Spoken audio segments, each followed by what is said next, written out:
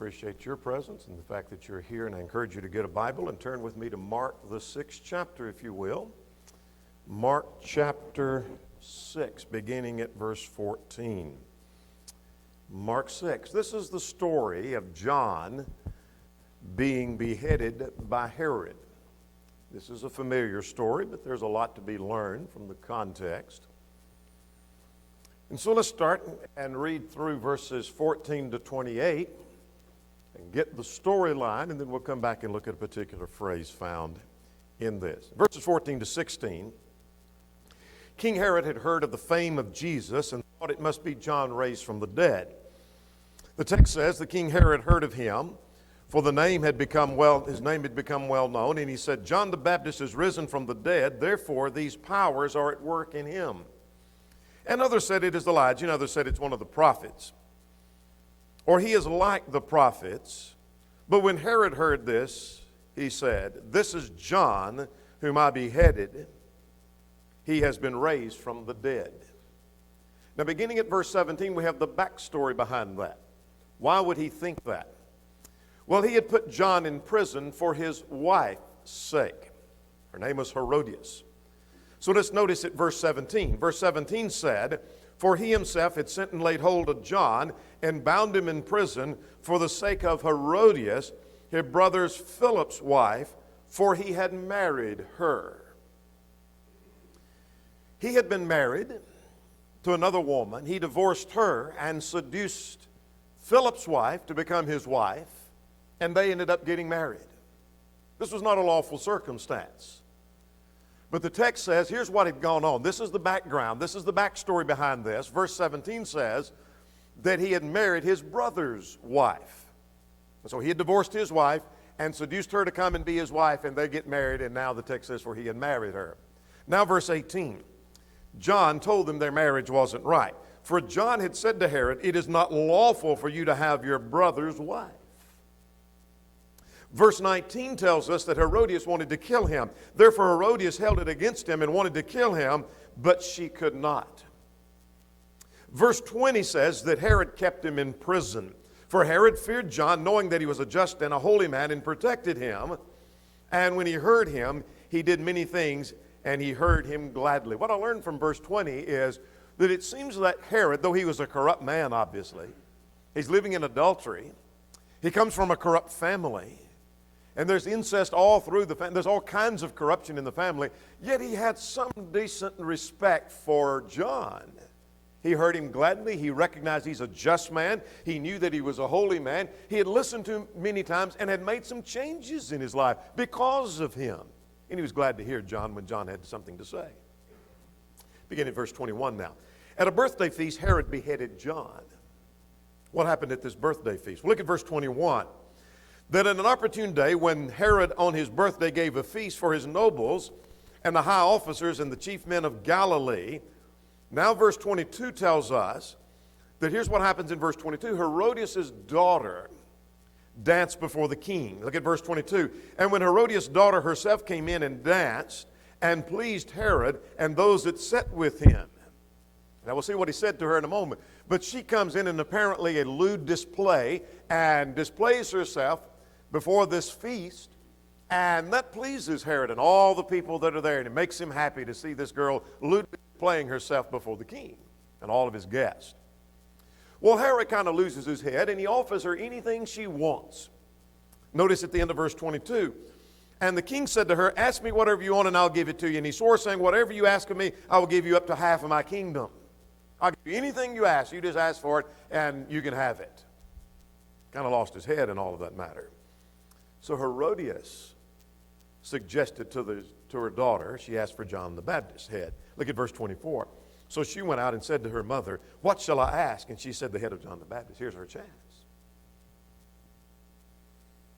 As for the head of John the Baptist, and immediately she came in with haste and told the king and asked, saying, I want you to give me the head of John the Baptist on a platter.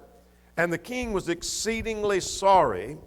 Yet because of the oath and because of those that sat with him, he did not want to refuse her. Now verse 27, John was beheaded. And immediately the king sent an executioner, commanded his head to be brought, and he brought and beheaded. He went and beheaded John in prison, and he brought his head on a platter and gave it to the girl, and the girl gave it to her mother. And that's the end of the story, at least as far as we read. What a sad story that is, that King Herod, he starts hearing about the fame of Jesus, and he says, that's got to be John the Baptist that I killed. And here's the backstory to all of that, and that is he had put John in prison for her sake because she wanted to kill him when he said, your marriage is not lawful, but he just kept him in prison. And then one day at this feast, the daughter begins to ask for something that she wants and wants the head of John the Baptist, and he has him beheaded. Let's go back to verse 17. The text says, for Herod himself sent and laid hold of John and bound him in prison for the sake of Herodias, his brother Philip's wife. Here's the phrase I want you to notice, and you might underline. For he had married her. For he had married her. I want to suggest to you that phrase explains a lot what's going on in this context. For he had married her. Had he not married her, things may have turned out different for Herod, for Herodias, for the daughter, and especially for John. But look at that phrase again. For he had married her. He put him in prison for his wife Herodias' sake, for he had married her. What does it explain? Well, it explains a number of things in the context. That explains why he's living in adultery. He wouldn't be living in adultery had he not married her. Tells me why he's living in adultery. Tells me why his marriage was unlawful. For he had married her. That explains that, doesn't it? But it not only explains that, it explains why she has such power over him and influence over him. It's because he had married her. How is it that Herodias, his brother's wife, now has influence over Herod, causing him to make great choices, influential choices? It's because he had married her. It's why the daughter is being used against him. It's because he had married her. She wouldn't have been there had they not been married. It explains his downfall. Sure, he was a corrupt man before this, but he gets even worse. And explains why he is guilty of killing a prophet of God. Whatever happened to Herod, who a man that he had respected, and he held John in esteem, and he listened to John and was glad to listen from John. He recognized him as being a prophet of God and a man of God and a holy man, and he listens to him frequently, but he goes and has his head taken off. It's because he had married her. Let's go back to our text once again at verse 16. And if you haven't underlined, maybe now you want to underline it. For he had married her. I want to tell you that when the one that you marry, who you end up engaging in a marriage relationship with, explains a lot of things, both bad and good. How so? We see you marry the wrong person, there are some serious consequences that go with that. So you marry the wrong person and things go south and the marriage comes apart and the marriage is disastrous. The children turn out to the world. We'll say more about all of that in a moment. And all of that may be simply explained, for he had married her. Why did things go south for him? Why did things go bad for this person, or for that woman for that matter? Why did it go south? It's because he had married her. Sometimes it's the reverse. Sometimes you marry the right person and you have great results. Why is it that he's such the person that he is now? And why is he the leader that he is? And why is it that he's so influential now? It's because he had married her. He married the right person. You see, who you marry explains a lot. And that's also true with reference to man and women. That is, it equally applies to one to another. We'll be using this phrase over and over, for he had married her, but it equally applies to the woman. Sometimes you could say, the reason he is what he is, it's for he had married her, the wording of our text. We could reverse that and say, for she had married him. The reason she's like she is, good or bad, it's because she had married him. Let's talk about that phrase this morning. For he had married her. Go back again to our text at verse 17. That Herod himself sent and laid hold of John and bound him in prison for the sake of Herodias, his brother Philip's wife, for he had married her. That explains a lot. So let's look at three things this morning. Number one, let's talk about who you marry makes a difference. Who you marry makes a difference. Now, there are many present this morning who are already married. And you say, well, it's too late for me. I'm already in a marriage relationship. But there are those who are present who are not yet married, and someday will be married. And I want to suggest to you that who you marry makes a big difference. And for those of us who are already married, we have children and we have grandchildren, and we have people we are influential upon, that we can encourage them in the right direction about who they marry makes all the difference in the world. And so what we're going to do, we're going to take this first section and lay down some groundwork and some Bible principles, and then in sections 2 and 3, we're going to make application of all of that. So let's get the principle down first. Who you marry makes a difference. Let's talk about the impact that it has. Who you marry, the kind of impact that it can have on your life. Let's go back now to the Old Testament in Exodus chapter 34. Let's look at a negative standpoint. In Exodus chapter 34, God had warned the people that when they come into the land of Canaan, they were not to even mingle with the people of the land. You're to drive them out and utterly destroy them. We're seeing the beginning of that in our studies on Wednesday night as we talk about the conquest. But they don't destroy them all. And what God said, not only do I not want you to mingle with them, but if you start mingling with them, the next thing you know, you're going to be marrying the people of the land. And when you marry them, then they're going to lead you astray. So what I'm learning from that, who you marry makes a difference. Let's go to Exodus chapter 34, beginning at verse 11. Exodus 34, beginning at verse 11. He said, observe what I command you this day. Behold, I'm driving out before you the Amorite and the Canaanite and the Hittite and the Perizzite and the Hivite and the Jebusite. I'm driving them all out. Take heed to yourself, lest you make a covenant with the inhabitants of the land where you're going. What do you mean a covenant? You spare their lives and you tell them, hey, we'll let you live if you give us this much of the land, and let's make a pact and we'll spare your life. Don't make a covenant with them, lest it be a snare in your midst. It's going to be a problem for you. But you shall destroy the altars and break the sacred pillars and cut down the wooden images. For you shall worship no other God, for the Lord for the Lord, whose name is jealous, is a jealous God. Now notice verse 15. Lest you make a covenant with the inhabitants of the land and play the harlot with their gods and make sacrifice to their gods, and one of them invites you and you eat a sacrifice, and you take his daughter for your sons, and his daughter play the harlot and with their gods, and make your sons play the harlot with their gods. What's the point?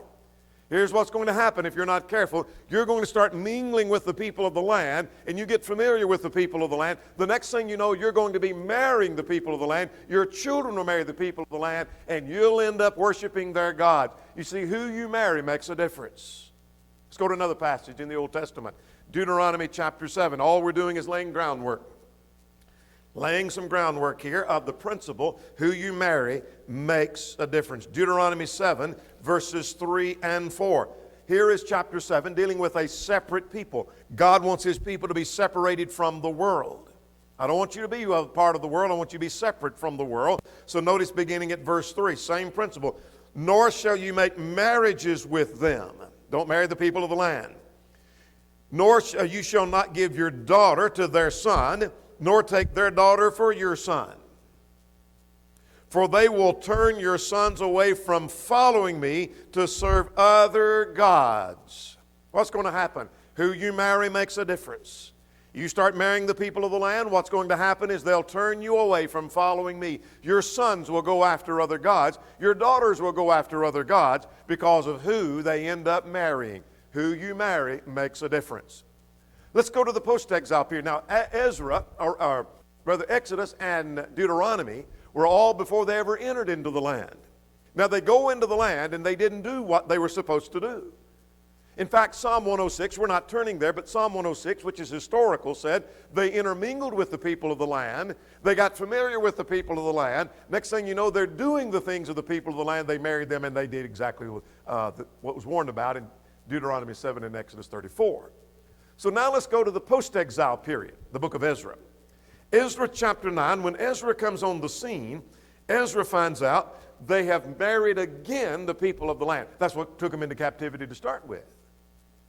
But now they've married again the people of the land, and in the post-exile period, they're married to people they should not be married to. So I want you to notice, in several verses we have scattered throughout, that he mentions this as a sin. They had married foreigners, and it was sinful. Here was a marriage you shouldn't have. So who you marry does make a difference. So notice Ezra chapter 9 and in verse 2. Notice Ezra 9 and in verse 2, for they have taken some of their daughters as wives for themselves and for their sons, and the holy seed have intermingled with the people of these lands. Indeed, the land, the hand of the leaders and the rulers have been foremost in this trespass. Well, we're not going to read every one of these verses, but look at verse 10. They have forsaken the commandments. It was called an abomination at verse 11. Verse 13 calls it again an evil deed. Chapter 10 and in verse 10, you have transgressed and have taken pagan wives. So numerous times in these two chapters, you've married a foreigner and it was a sin. It made a difference who they married. We're seeing the impact that it has. Let's go to the book of Nehemiah now. This is the post-exile period again. Nehemiah chapter 13. In Nehemiah chapter 13, Solomon is brought up as an example about the influence of the pagans around you. So notice what he says in Nehemiah chapter 13. That did not Solomon, king of Israel, sin by these things? Yet among the nations there was no king like him, and God had made him king over all Israel. Nevertheless, pagan women caused even him to sin. You see, Solomon was married to a number of women. But here's the point I wanted to learn. Solomon's wives caused him to sin. Well, I'm learning this very valuable lesson. Who you marry makes a difference. I'm seeing the impact that it has. Let's go to 1 Kings chapter 21 and verse 25. This is King Ahab. The text says he sold himself to do evil in the sight of the Lord. It's a picture of one selling himself into slavery, but he sells himself into the slavery of sin. Now, why did he do that? Because Jezebel, his wife, stirred him up. You see, who he married made a difference. Was he a corrupt man? He certainly was, but he's doing more and more evil because she's behind him, prodding him and stirring him to do that. Here's what I'm learning. It makes a difference who you marry. I'm seeing the impact that it has. Let's make a second point about that. Let's talk about the seriousness of that. It makes a difference who you marry, and how serious is this? It's serious because marriage is for life. Marriage is permanent. Let's get the principle. Let's go to Matthew chapter 19. When Jesus was asked this question in Matthew 19, beginning at verse 3, can a man divorce his wife just for any reason? In other words, can we say, you know what, I'm tired of this marriage. It didn't work out too well. Let's get rid of this mate and we'll get another one. That seems to be what Herod was thinking. I'm going to get rid of this wife. I like what Philip's got and I want her. Can you just do that? And Jesus answers by saying at verse 4, have you not read that he which made them at the beginning made them male and female? God made one man for one woman for life.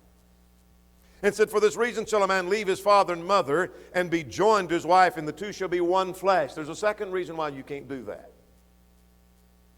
And they're no longer two but one flesh, and what God has joined together, God has joined them together. There's a third reason for that. Let not man separate. So there are 3 or 4 reasons given in the context of why you cannot get a divorce just for any reason. It is a permanent relationship. Let's go to 1 Corinthians chapter 7. The Corinthians apparently had sent some questions to Paul about the permanence of marriage. And verse 10, verse 11, verse 11, and in verse 12 all make the same point. Makes the point to the wife, makes the point to the husband. Another circumstance, the wife and the husband. So notice what he said at verse 10. Yet to the married I command, yet not I, but the Lord, a wife is not to depart from her husband. That means divorce. It's a word for divorce. Word for put asunder back in Matthew 19. But he said the wife is not to depart, don't divorce her husband. Verse 11, the husband is not to divorce his wife. What about a case if it's a marriage of a Christian to a non-Christian? Verse 12 says don't divorce. Verse 13 said don't divorce. So what I'm learning from that again is you can't divorce. It's a permanent circumstance. Romans 7 says you're bound to your mate as long as you live. A woman with chastened husband is bound by the law to her husband so long as he liveth. You see, if marriage was like this, if marriage was something where God said, I don't care how many times you divorce, you get a divorce and you can remarry any time you want, it's not so important that you make the right choice when you get married, because you can say, you know what, I made a bad choice, I want to get another one. Like buying the wrong car. Go back and trade it in and get you another one. That one doesn't work out, go trade it in and get you another one. And so we could just keep changing until we got the mate that works out for us. But it makes a difference who you marry because of the seriousness of a marriage relationship. Let's go further. Let's talk about the reason for it, why it makes such a difference. And that is because this is the closest of human relationships. Genesis 2:24 is quoted in Matthew chapter 19 and quoted again in 1 Corinthians 6, verse 16. And that is, the two shall become one flesh. That includes that intimate sexual relationship, but far more than that. It's simply suggesting here are two people that have two different minds, two different backgrounds, blend their lives together and are functioning as if they have one mind. The two blend together and become one. It is the closest of human relationships. So since they are one flesh, that closest of human relationships, that person that you marry is obviously going to influence you. I can't imagine someone getting into a marriage relationship and saying, this is the closest relationship I have with anybody on earth, but they don't influence me at all. No, their principles don't bother me. Their morals don't affect me. Their lack of respect for God is not going to influence me. Their lack of spirituality will not challenge me at all. That doesn't work, because that is going to be an influence upon you, as we just noticed in Deuteronomy, Exodus, 1 Kings 21, and a host of others. They're going to be an example to your children. We're still talking about the reason for it making a difference. The one that you marry is going to be an example to your children, like mother, like daughter. So suppose you marry a woman that's not a faithful, diligent Christian, and you have a daughter that turns to be out just like her mother. Is that what you want? Suppose you marry a man and then you have a son and he turns out to be just like his daddy, but daddy's not a faithful Christian. In fact, he doesn't have an interest in spiritual things, and the son turns out to be just like his daddy. Is that what we want? Let's move further. Let's talk about how the statistics about it. What we've seen is the impact it has, the seriousness of it, and the reasons for it. Let's talk about the statistics about it. This could be compounded time and again. Several years ago, there was a church in Miami, Oklahoma, that had kept records for 20 years of their members who had married. And here's what their record showed. 64 during that period of 20 years had married Christians. That is, 64 of their Christians had married other Christians. Of that 64, 5 had left the Lord during that 20 years. 59 of the 64 remained faithful. That's pretty good statistics, isn't it? And only 2 of the 64 had ended up in divorce. Well, I learned from that not just because you marry a faithful Christian doesn't mean it's all going to work out well, because somebody could go south on that. But their records also showed that 79 of their members had married non-Christians. 57 of the 79 had left the Lord, in contrast to 5. 22 remained faithful in contrast to 59. Only 14 had converted their mate, and 25 had ended in divorce in contrast to 2. You say, I know of a number of cases where somebody married a non-Christian and they converted their mate. And yes, I do too. And that's great. We have people present that have done that very same thing. Some of you were converted because your mate married you. That's true. But it makes a difference who you marry. It made a difference for this 57. It made a big difference.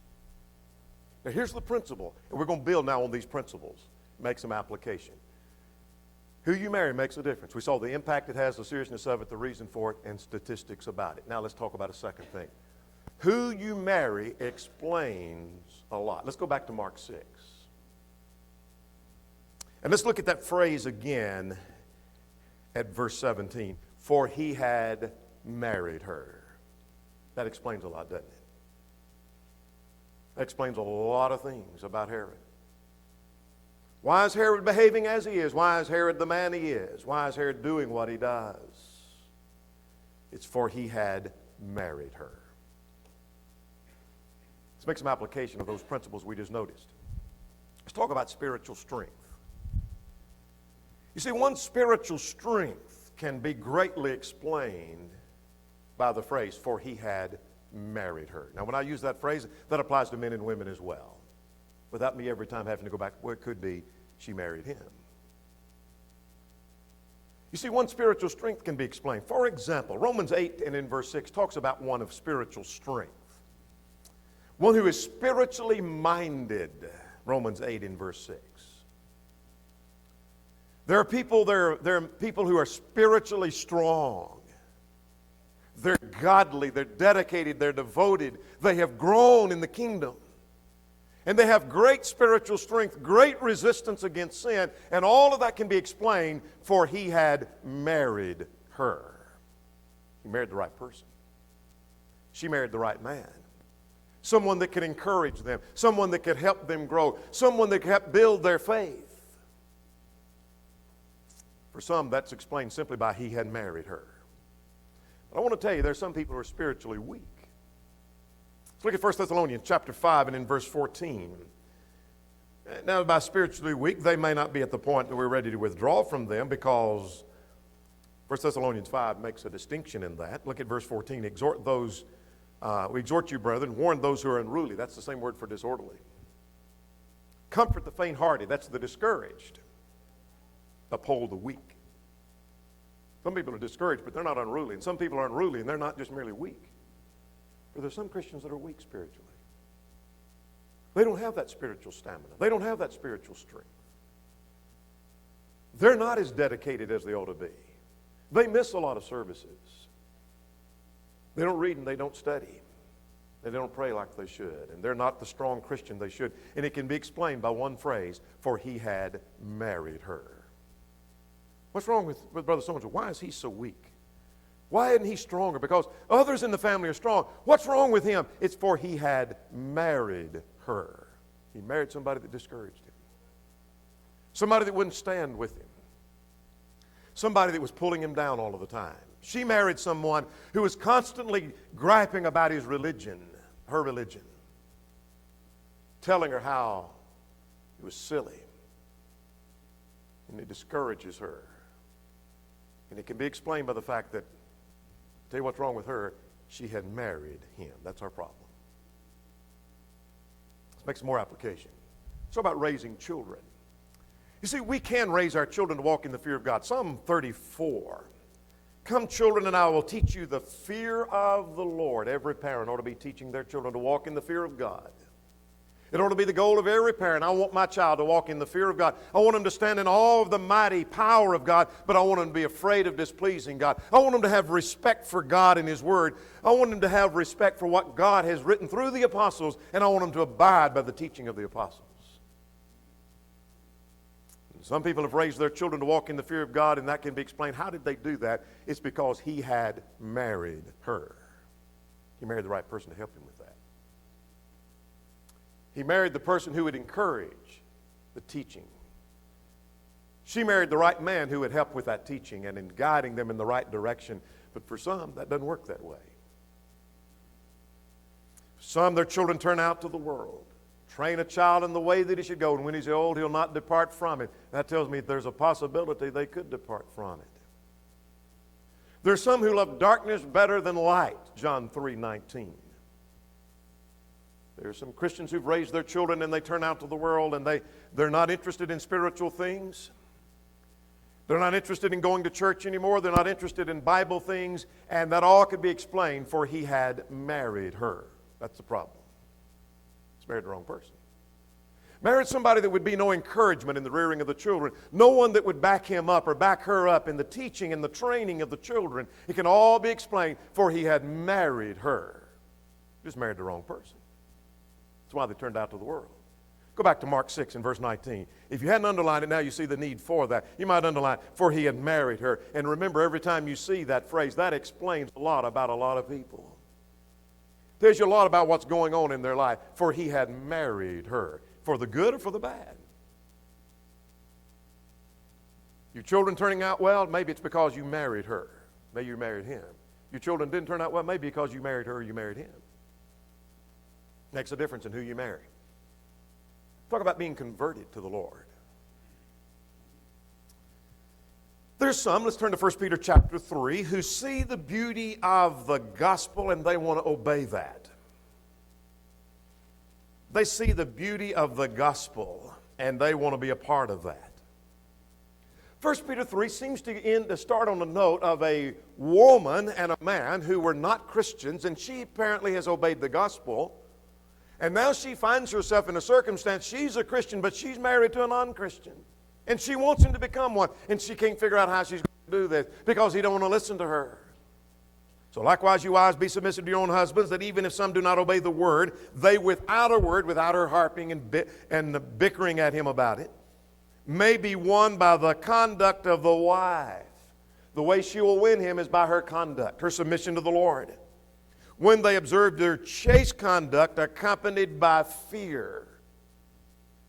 Do not let your beauty be the outward adorning of the arranging of the hair, the wearing of gold, putting on a fine apparel, but the hidden person of the heart, the incorruptible ornament, and a gentle and quiet spirit, which is very precious in the sight of God. He's going to be won, not by her harping at him, but by seeing the example she sets.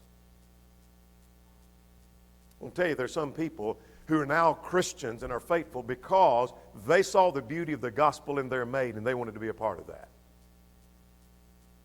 Some of you sitting here were non-Christians married to a Christian, and you came to know the gospel because your mate wanted you to hear the gospel and they lived that life, and you said, you know what, I want to be what they are. And your conversion to the Lord can be explained, for he had married her or she had married him. Let's go to Matthew chapter 23 and verse 13. There were the Pharisees were accused of shutting up the kingdom of heaven against men. A paraphrase of that was they're slamming the door in people's faces. In other words, their example was a turn-off to people. And I want to tell you, there are some people who were married to Christians. Notice the distinction. I didn't say married to non-Christians. There were some who were married to Christians. Some non-Christians married to Christians who today are still not Christians because they've been turned off and unimpressed by the Christianity of the Christian. And their lack of conversion can be explained, for he had married her or she had married him. Oh, there have been a number of Christians who were weak and not what they should be, but they're married to a non-Christian who they could have brought along and taught the gospel, influenced with the gospel, made the gospel attractive, but they're unimpressed and they're turned off because what they're seeing, the example of Christianity they're seeing, isn't much. And all can be explained. Why didn't they ever obey the gospel? I'll tell you why they didn't obey. It's because he had married her or she had married him. Let's talk about the quality of your marriage.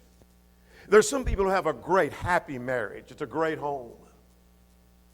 And if you could see in their home, or if you could put a camera into their home and you see what goes on in their family life, you'd see a happy family that's always rejoicing. They get along. It's a great family life. And how can that be explained? It's because he married her. Or she married him. Married the right person. There are some families where there is turmoil. If you could take a peek into the home, you'd see arguing and you'd see fighting and fussing and you'd see anger that rages. It might be surprising to us because that's not what we see. But that's what's going on in their home and in their family. And so here's this fussing and turmoil and fighting and friction within the family. And why is there so much turmoil in the family? It's probably because he married her. Married the wrong person. Or she married him. She married the wrong person. That's why there's turmoil. There's some people who feel beat down and they're just manipulated. There's some women who feel they're beat down and they've just been manipulated and controlled by their husbands. And why do they feel that way? It's because she married him. That explains a whole lot. She married the wrong person.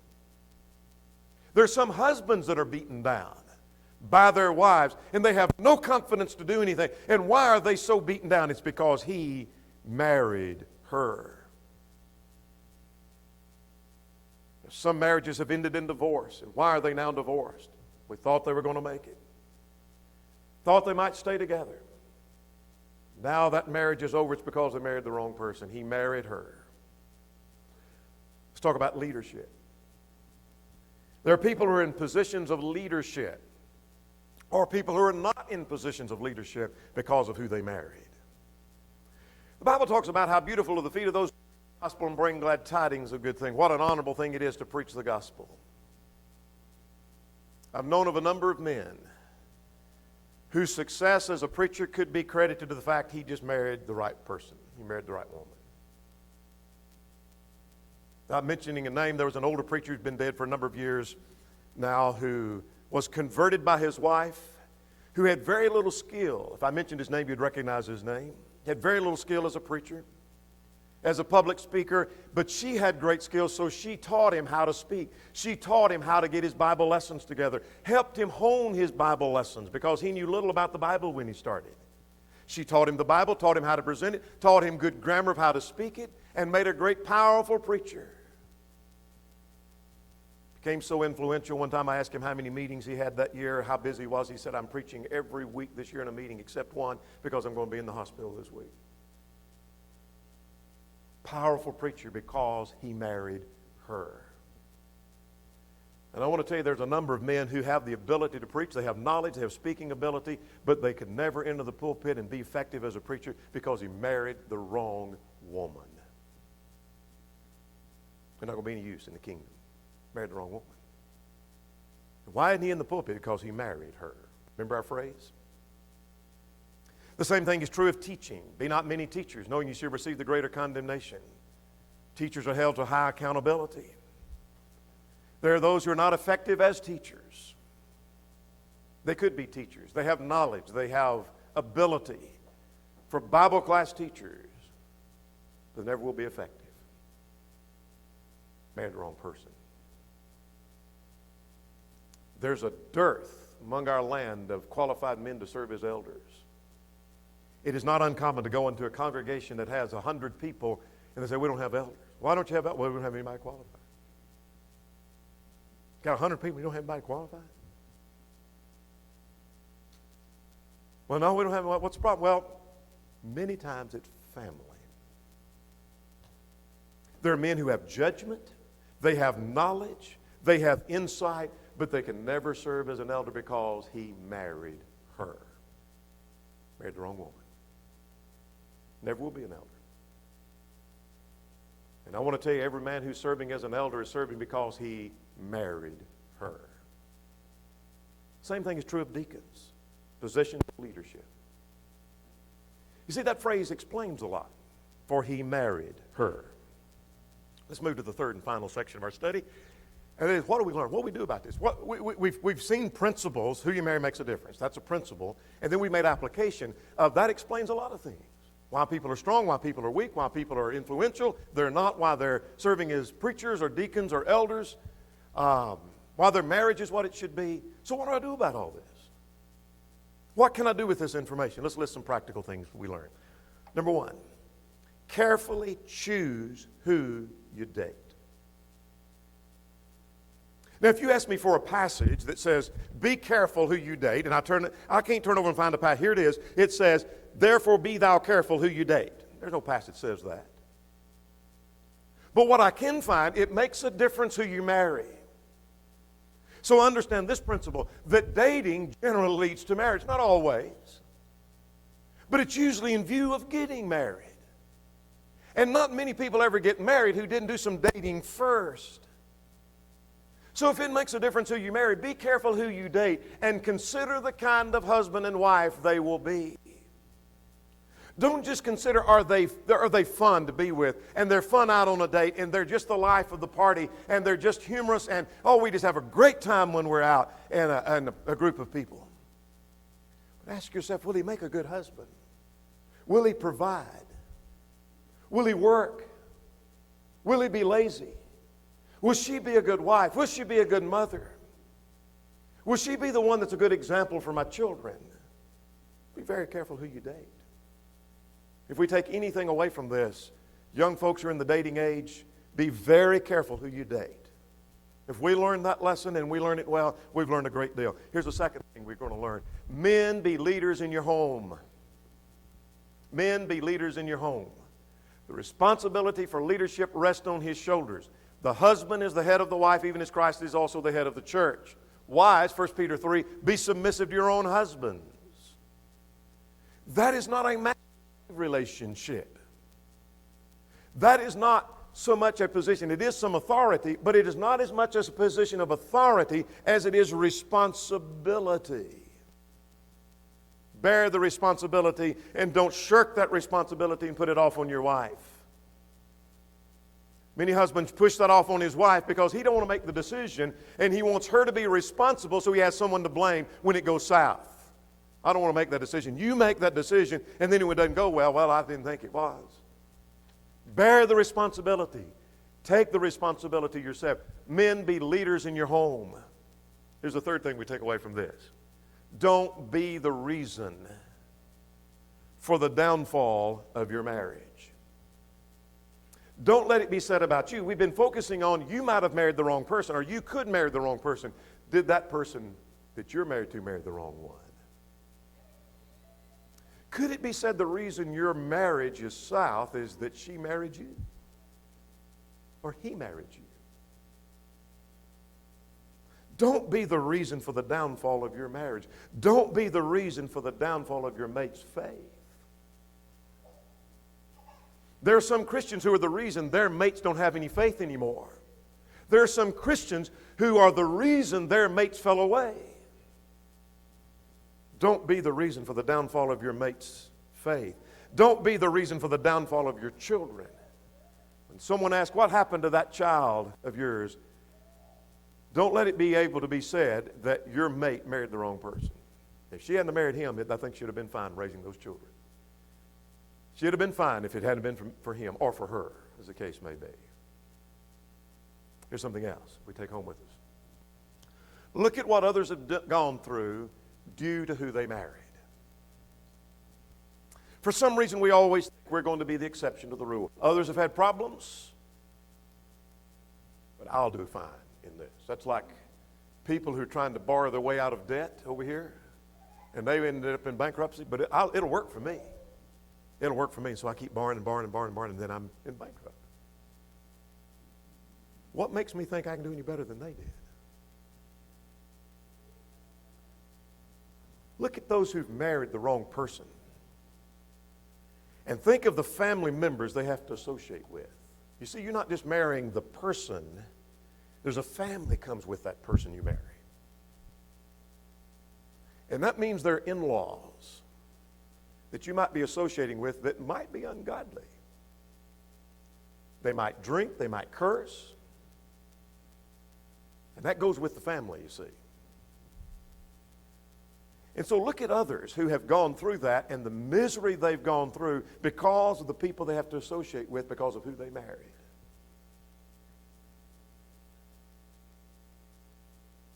Look at what others have gone through who had a husband that didn't have a drive and who was lazy and didn't want to work.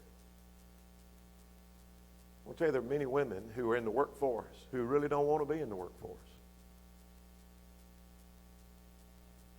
because they have a husband that doesn't have any drive, doesn't have any initiative, doesn't have any get up and go about him. And she'll have to provide for the family, always. Look at those families that have gone through that.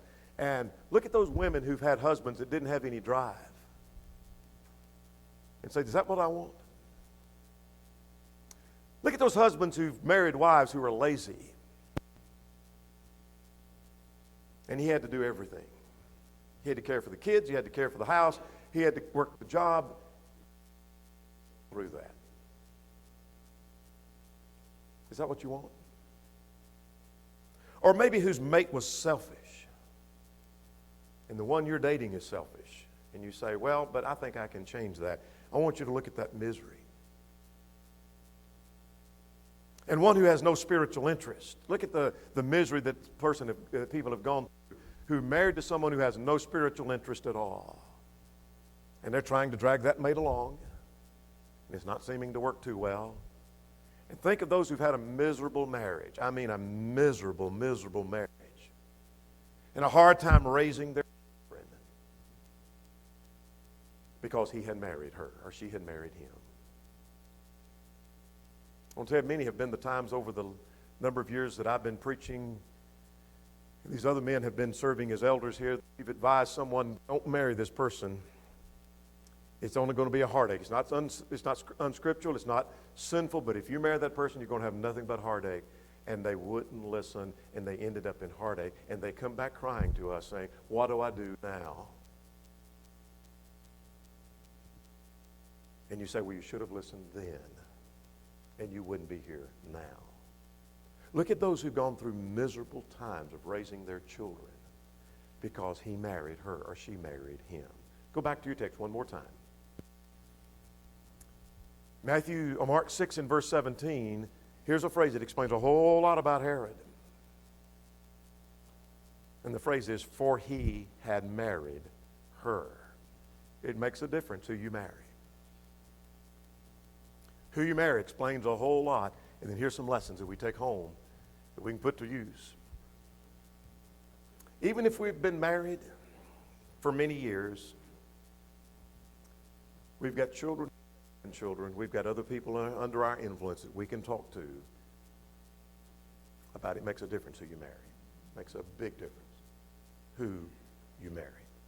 There may be one or more present who's not a Christian, who's not a child of God. Would you come believing that Jesus is the Christ, the Son of the living God? Would you repent of your sins, acknowledge your faith, and be buried in the waters of baptism for the remission of sins? If you're subject in any way, would you come while together we stand and sing?